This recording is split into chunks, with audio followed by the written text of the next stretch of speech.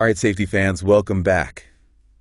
You know how we do things around here? Deep dives. Deep dives, exactly. And today we're going deep on something that's, well, kind of the heart of confined space safety. Oh, yeah. The attendant. Big responsibility. Huge EE. Yeah. We're talking about OSHA standard 1926.1209 specifically for this one. Those folks outside the space, their whole job is making sure the team inside comes back alive. Not an exaggeration either. Nope, not at all. This isn't like checking a box on some form.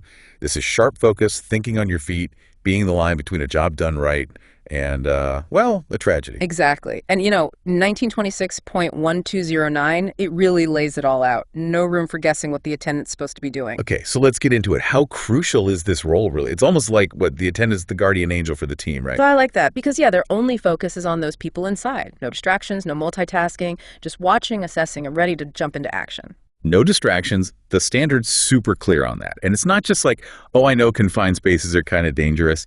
It's 1926.1209A that says the attendant's got to know the exact hazards of that specific entry. Spot on, not generic, tailored to the job happening right then. Like, say there's a risk of, hydrogen sulfide leak in this space. Nasty stuff.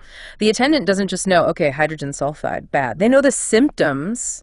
If someone's getting exposed, how much is too much, and the exact steps to take for that chemical in that space. Okay, so it's way more in-depth than some people might think. Way more. One thing that, it kind of jumped out at me from the standard was 1926.1209B, behavioral effects that the attendant has to be watching for. Oh, yeah, that's a good one. It's all about the little signs, right? Huge EE. Catching those subtle things early can save lives, seriously. Think about it. Someone inside starts slurring their words, stumbling around confused. Oxygen getting low. Could be, or fumes affecting them. But if the attendant sees that before it's a full-blown crisis, they can get everyone out. Preventing a disaster. Exactly. It's like they need a sixth sense or something, always watching for the tiniest hint something's wrong. That's a great way to put it. Hyper-aware of anything out of the ordinary. And speaking of being aware, head count. 1926.1209C. Got to know exactly who's in there. Precisely. No room for error. Imagine an evacuation and nobody's sure if they're missing someone or who's actually down there. Oh, that reminds me. Early in my career, had a situation like that. Oh, no. Was it? Everyone was fine, thankfully. But miscommunication about who was in the space led to a delayed rescue. You learn real quick why that head count's got to be nailed down. Hard lesson, but important one. And it really shows why 1926.1209 is so strict. Attendant stays OUT unless it's a rescue A&D. They're trained for it. So no heroics, just observe and protect. Right. Their job is managing the scene, calling for help, giving rescuers the info they need, not becoming another victim. Makes sense. Leads us right into communication, too. 1926.1209E, constant contact with the team inside. Not just chit-chat, though. This is active checking in, asking the right questions, ready to say, get out, now nobe you, if needed. So if they hear something over the comms, even something small, that sounds bad, they can make that call. 100%. Standards clear. Attendant has the final say.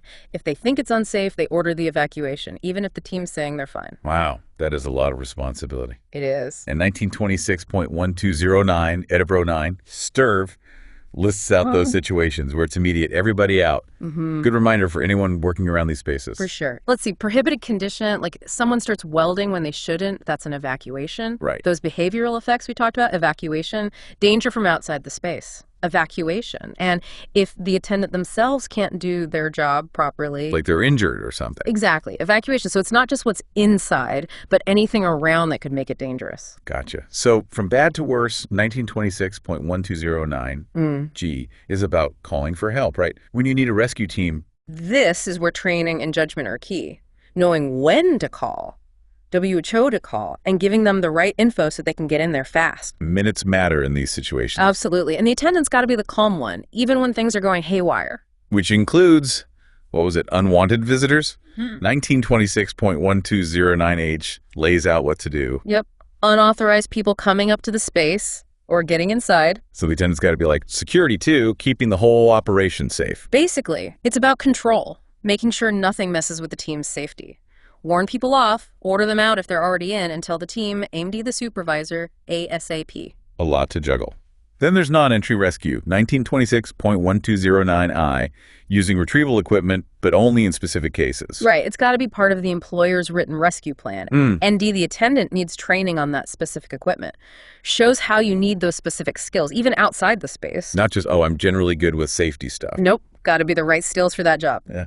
And 1926.1209 really wraps it all up. Nothing can distract the attendant from protecting those people inside. No excuses. None.